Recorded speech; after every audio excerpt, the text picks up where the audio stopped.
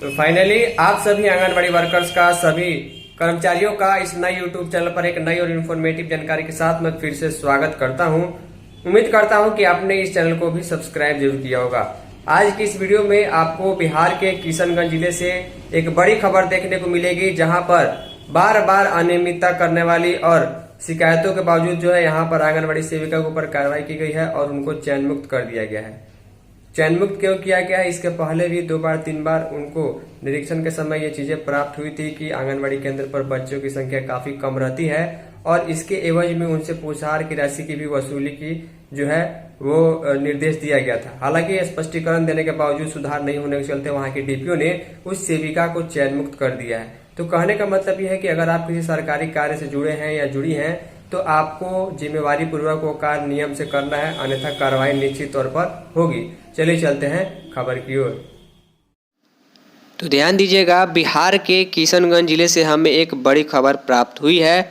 बड़े बड़े मोटे अक्षरों में जो शीर्षक लिखा गया उसको आपने अब तक पढ़ भी लिया होगा। लिखा गया, अनियमितता पर आंगनवाड़ी सेविका जो है वो चयन मुक्त हो गई है।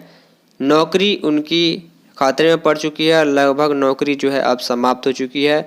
इसकी लड़ाई के लिए उन्हें कोर्ट केस लड़ना होगा और लंबी लड़ाई लड़नी होगी।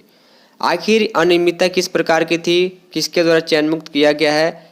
लिखा गया है कि बार बार गड़बड़ी, अवैध वसूली और खराब संचालन पर विभाग ने की सख्त कार्रवाई, यानी कि बार बार ऐसी अनियमितता यहाँ पर मिल रही थी।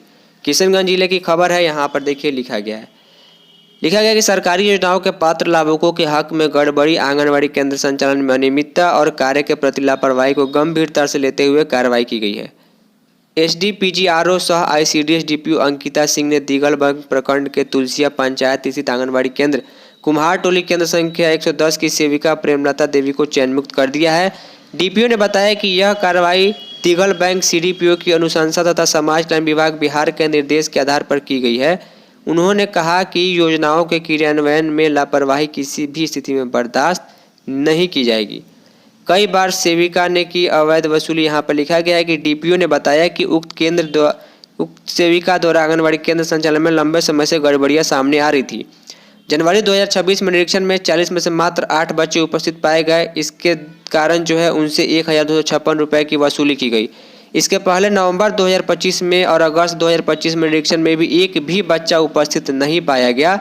इससे उन्हें सैकड़ों रुपए का वसूली का आदेश दिया गया था। इसके अलावा अक्टूबर में भी जो है तत्कालीन डीपीओ द्वारा निरीक्षण में मात्र 12 बच्चों की उपस्थिति दर्ज की गई थी, यानी कि बच्चों की संख्या या फिर संचालन सही तरीके से नहीं हो रहा था। बार बार यहाँ पर कार्रवाई हो रही थी। सेविका को पक्ष रखने का 2 बार मौका दिया गया, यानी कि स्पष्टीकरण दिया गया था। हालांकि ये स्पष्टीकरण का जवाब संतोषजनक नहीं रहा। विभाग का कहना है कि बार बार चेतावनी, स्पष्टीकरण और मानदेय कटौती की स्थिति के सुधार नहीं हुआ। इस तरह की लापरवाही जहां विभागीय निर्देशों का उल्लंघन है, वहीं इससे बच्चों के पोषण और स्कूल पर प्रतिकूल प्रभाव पड़ता है। इसी को ध्यान में रखते हुए प्रधान सचिव, समाज कल्याण विभाग तथा आईसीडीएस निदेशक के ज्ञापन के प्रावधानों के तहत अंतिम निर्णय लिया गया है कि उनको चयन मुक्त जो है वो कर दिया गया है। अब इनकी नौकरी समाप्त हो चुकी है। अब इसके संबंध में जो इस जिले की प्रभारी डीपीओ हैं उनका क्या, माफ कीजिएगा, जो डीपीओ उनका क्या कहना है? लिखा गया, सरकारी योजना के क्रियान्वयन में पारदर्शिता और जवाबदेही सुनिश्चित करने का प्राथमिकता है। ऐसे में किसी भी प्रकार की अनियमितता को बर्दाश्त नहीं किया जाएगा। लिखा गया है कि लापरवाही एवं अनियमितता के मामले में आंगनबाड़ी सेविका को सेविका पद से चयन मुक्त कर दिया गया है। विभाग ने स्पष्ट किया है कि भविष्य में किसी प्रकार की लापरवाही किसी से भी किसी असर बर्दाश्त नहीं की जाएगी। Ankita Singh, ICDS DPO Kishanganj. तो ये कोई भी जिला हो, आपको नियम से काम करना है। सरकारी योजनाओं में कहीं भी कोई लापरवाही बर्दाश्त नहीं होती है। उम्मीद करूंगा कि आप लोग सही तरीके से केंद्र का संचालन कर रही होंगी। इस वीडियो में इतना ही। धन्यवाद।